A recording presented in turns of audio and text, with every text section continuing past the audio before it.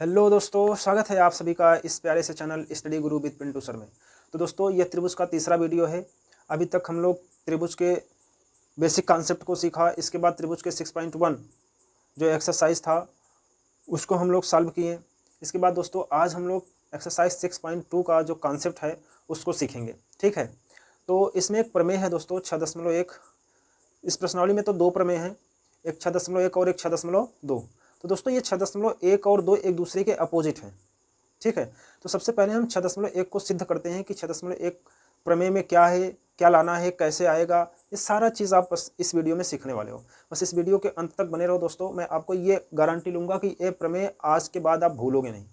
अगर आप पूरा समय, पूरी वीडियो को एक एक सेकंड अगर बढ़िया से देखते हो, एक भी सेकंड स्किप नहीं करते हो, तो मैं पूरा विश्वास दिलाता हूँ दोस्तों, इस वीडियो के अंत में आप ज़रूर ये मान करके जाओगे कि हाँ, हमने कुछ सीखा है इस चैनल से।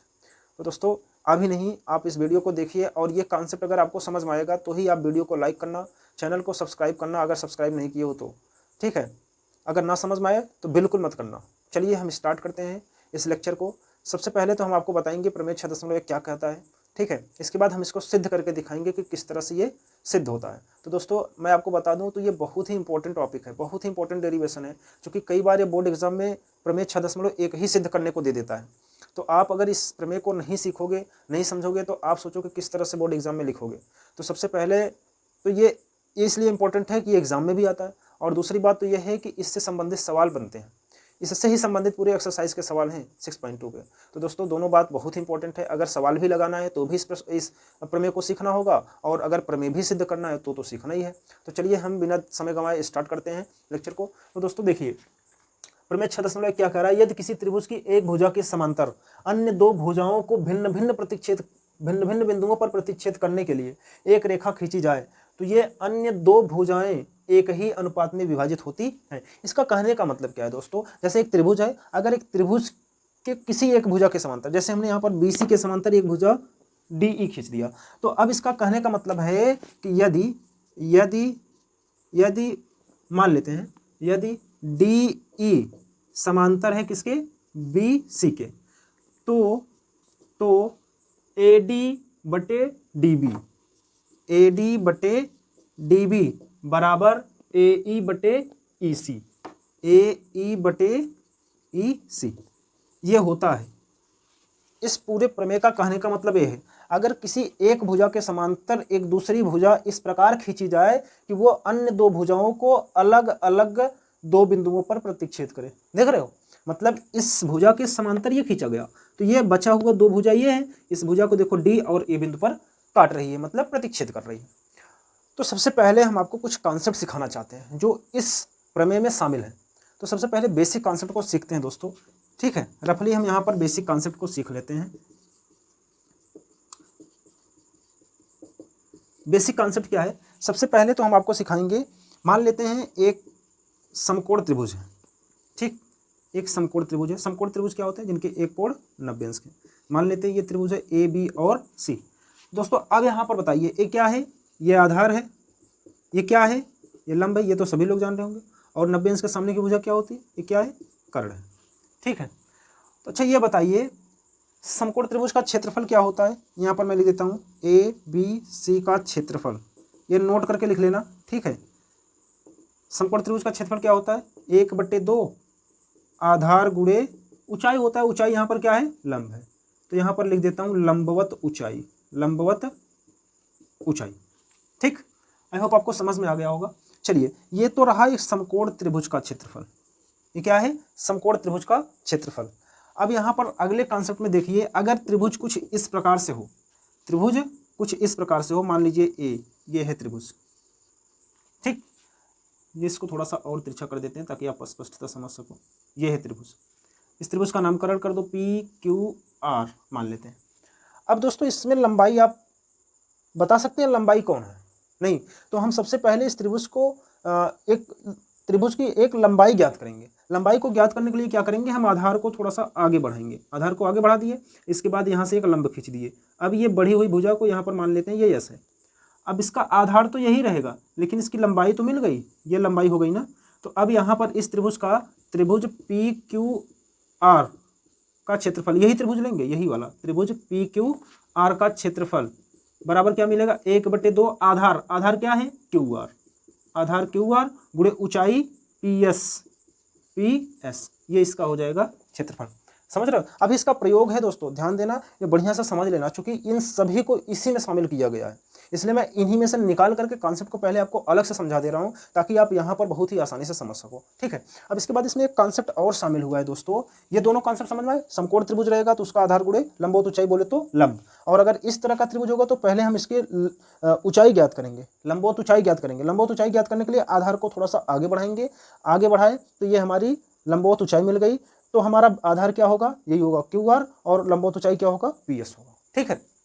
चलिए अब एक कॉन्सेप्ट और है इसमें, ये है कॉन्सेप्ट दोस्तों, अगर एक भुजा है, इस पर एक त्रिभुज ए बना हुआ है, ठीक, और एक त्रिभुज ए बना हुआ है, देख रहे हैं, मान लेते हैं पी क्यू आर और एस, एक त्रिभुज ए है, एक त्रिभुज ए है, ये दो त्रिभुज बने हुए हैं, और त्रिभुज बना सकते हो, कितना भी बना लो, लेकिन एक ही भुजा पर बने हैं। तो दोस्तों एक प्रमेय है, कक्षा 9 में पढ़ेंगे, आप लोग पढ़े होंगे कक्षा 9 में, कि एक ही भुजा पर बने त्रिभुजों का क्षेत्रफल क्या होता है, समान होता है।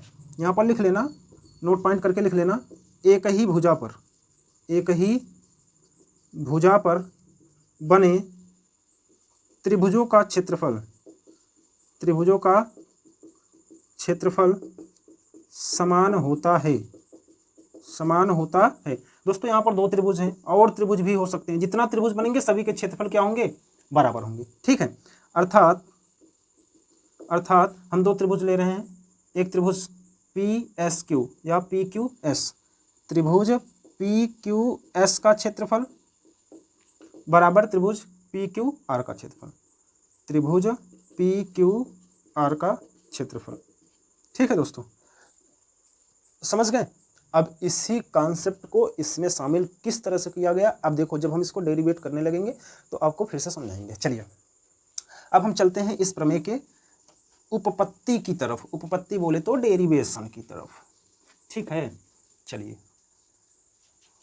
अब यहाँ पर सबसे पहले तो हम रचना समझेंगे, रचना क्या है, रचना मतलब इस त्रिभुज का रचना किस तरह से किया गया। देखिए एक त्रिभुज ए बी सी है, अब यहाँ पर डी ई किसके समांतर रेखा है, बी सी के समांतर है, तो हमने यहाँ पर लिखा है यदि डी ई समांतर बी सी है, तो इसमें क्या कह रहा है, इसमें कह रहा है कि अगर एक भुजा के समांतर एक दूसरी भुजा खींची जाए और वो अन्य दो भुजाओं को अलग अलग बिंदुओं पर काटे, तो उसका मतलब होता है कि भुजाओं का अनुपात क्या होगा, समान होगा, मतलब ए डी बटे डी बी और ए ई बटे ई सी। ठीक है। तो चलिए अब यहाँ पर रचना में क्या है कि दोस्तों यहाँ पर देखो, जो ए डी पर कौन लंब है, ई एन किस पर लंब है, ए डी पर, तो यहाँ पर लिखेंगे ई एन लंब है किस पर, ए डी पर, वह ई एन किस पर लंब है, ए डी पर, वह डी एम लंब है किस पर, ए ई पर, वह डी एम लंब है किस पर, ए ई पर। ध्यान देना जो बाद में होता है ये पर होता है, बोले तो जैसे ए ई पर डी एम लंब है, ए ई पर डी एम लंब है। समझ में आया दोस्तों। चलिए हम थोड़ा सा छोटा छोटा लिखते हैं, नहीं तो हो नहीं पाएगा, क्योंकि ये डेरिवेशन बहुत लंबा है। ठीक है। यहाँ पर लिखते हैं ई एन लंब है ए डी पर, व डी एम लंब है ए ई पर। ठीक है। इसके बाद बी को ई से तथा डी को सी से मिलाया, या ऐसे लिख लो बी सी तथा सी डी को मिलाया, सी डी को मिलाया।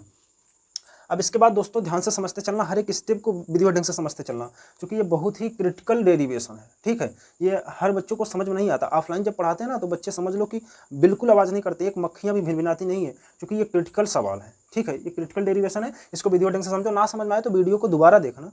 ठीक है। वीडियो अपलोडेड रहेगी, आप दोबारा देखो, तिबारा देखो, जब तक आपको समझ में आए तब तक 1 2 बार 3 बार देख करके, और 1 2 बार 3 बार प्रैक्टिस भी आपको करना है, तभी ये समझ में आएगा।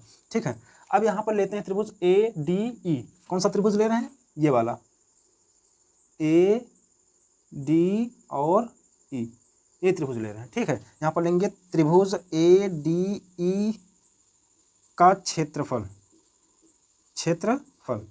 ए डी ई का क्षेत्रफल क्या होगा दोस्तों, इसमें आधार क्या है, ए डी है, आधार क्या है, ए डी है। ध्यान देना यहाँ पर ये जो लंब किस लिए खींचा गया अब आपको समझ में आ जाएगा। तो क्षेत्रफल क्या होता है, 1/2 आधार गुणे ऊंचाई या लंबवत ऊंचाई, हम लंब लिख दे रहे हैं, ठीक है। तो त्रिभुज ADE का क्षेत्रफल बराबर 1/2 आधार क्या है AD, तो यहाँ पर लिख देंगे AD गुणे इसमें लंबवत ऊंचाई ये है दोस्तों, लंबवत ऊंचाई क्या है EN, तो यहाँ पर हो जाएगा EN समीकरण 1, ठीक है। अब इसके बाद देखो ध्यान से समझना, त्रिभुज हमने ADE ले लिया, अब इसके बाद त्रिभुज लेते हैं DBE, त्रिभुज DBE लेते हैं। कौन सा त्रिभुज लेते हैं, त्रिभुज DB और E लेते हैं, ये वाला त्रिभुज दिख रहा है दोस्तों, ये त्रिभुज DB और E, ठीक है। चलिए अब यहाँ पर लेते हैं त्रिभुज DBE का क्षेत्रफल, E का क्षेत्रफल, तो यहाँ पर 1/2 आधार गुणे ऊंचाई बोले तो लंब, ठीक है। तो त्रिभुज ADE का क्षेत्रफल बराबर 1/2 आधार। अब ध्यान से समझना, यहाँ पर अभी हमने आपको जो कॉन्सेप्ट सिखाया ना उसका प्रयोग यहाँ पर देखिए। जैसे इस त्रिभुज को देखिए, यहाँ पर इसका तो आधार ये होगा, लेकिन लंब यहाँ पर ये त्रिभुज को देखिए, यहाँ पर ये दिख रहा है दोस्तों, ये त्रिभुज का ये लंब होगा, लंब क्या होगा ये होगा, ठीक है। अब यहाँ पर BD इसका आधार होगा, लेकिन लंब क्या होगा EN होगा। देखिए इस त्रिभुज यहाँ से इसकी लंबवत यहाँ पर लिया गया ना, तो लंबवत ऊंचाई क्या होगी EN, तो EN ये समीकरण 2 हो गया, ठीक। अब यहाँ पर समीकरण 1 में समीकरण 2 से भाग देने पर, ठीक है, समीकरण 1 में 2 से भाग देंगे तो समीकरण 1 क्या है, समीकरण 1 क्या है, त्रिभुज ADE का क्षेत्रफल बराबर 1/2 AD गुणे EN, और समीकरण 2 क्या है, समीकरण 2 है त्रिभुज ADE नहीं DBE है, सॉरी दोस्तों DBE है ना, तो यहाँ पर AD लिखा गया, DBE होगा, DBE का क्षेत्रफल, ठीक है। तो DBE का क्षेत्रफल, DBE का क्षेत्रफल बराबर क्या होगा, चलिए यहाँ पर नहीं दिख रहा है, मैं ऊपर लिख रहा हूँ, ठीक है, ऊपर लिख दे रहा हूँ, यहाँ पर नहीं दिख रहा है, मैं ऊपर लिख दे रहा हूँ, यहाँ पर देखिए समीकरण 1 क्या है, समीकरण 1 है त्रिभुज ADE का क्षेत्रफल बराबर, या समीकरण 2 का लिख लेते हैं, त्रिभुज DBE का क्षेत्रफल, ठीक, बराबर 1/2 AD गुणे EN, और समीकरण 2 में 1/2 DB या BD जो भी लिखो, DB गुणे EN, तो 1/2 से 1/2 कैंसिल, EN से EN कैंसिल, तो यहाँ पर क्या मिला हमें मिला AD/DB, इसको हम मान लेते हैं समीकरण A, ठीक है। अब यहाँ पर पुनः लेते हैं, पुनः त्रिभुज ADE का क्षेत्रफल, ADE का क्षेत्रफल, अब जब लेंगे दोस्तों तो आधार हम AE को लेंगे, ठीक है, आधार किसको लेंगे AE को लेंगे, तो यहाँ पर 1/2 गुणे आधार क्या है AE, आधार AE गुणे, अब इस पर लंब क्या है DM, तो यहाँ पर लिख देंगे DM समीकरण 3, ठीक है। अब इसके बाद त्रिभुज लेते हैं DEC का क्षेत्रफल, त्रिभुज DEC का क्षेत्रफल, ठीक है, त्रिभुज DEC ये त्रिभुज लिए हैं, ये त्रिभुज ये, ठीक है। अब इसमें देखिए इस भुजा को बढ़ा करके यहाँ पर लंब डाला गया है, समझ रहे हो ना। अब यहाँ पर 1/2 आधार क्या होगा इसका EC होगा, EC, लेकिन इसकी लंबाई क्या होगी लंबवत ऊंचाई DM, ये हो गया DM। अब हम इसको समीकरण 4 नहीं मानेंगे। अब यहाँ पर थोड़ा सा ध्यान से देखिए, एक भुजा A है, एक भुजा पर बना त्रिभुज A है, और एक ही भुजा पर बना त्रिभुज A है, देख रहे हो नहीं देख रहे हो, अभी मैंने आपको कॉन्सेप्ट बताया ना, एक ही भुजा पर बने त्रिभुजों का क्षेत्रफल क्या होता है समान होता है। तो यहाँ पर लिखेंगे, यहाँ पर क्या लिखेंगे, त्रिभुज त्रिभुज DBE का क्षेत्रफल बराबर त्रिभुज DEC का क्षेत्रफल, त्रिभुज DEC का क्षेत्रफल। और लिखना चाहते हो तो लिख लेना, चूँकि एक ही भुजा पर बने त्रिभुजों का क्षेत्रफल समान होता है। ठीक, कोष्टक में लिख लेना ऐसे। इसके बाद दोस्तों जहाँ पर DEC लिखा हुआ है वहीं पर हम क्या लिख देंगे, DBE। तो ये हो जाएगा त्रिभुज DBE का क्षेत्रफल, E का क्षेत्रफल बराबर 1/2 EC गुणे DM। ये हो गया समीकरण 4।